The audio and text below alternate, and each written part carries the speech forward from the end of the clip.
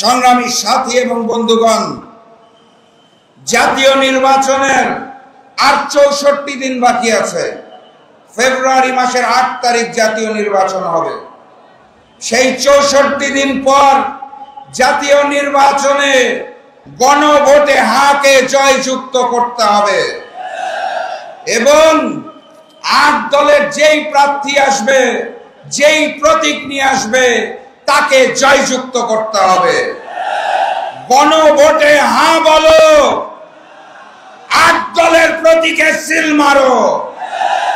গণভোটে হা বলো, ৮ দলের প্রতীকে সিল মারো। এই ৬৪ দিন কাঁধে কাঁধ মিলিয়ে লড়াই করতে হবে। অনেক ষড়যন্ত্র আসবে, ভেঙে পড়লে চলবে না।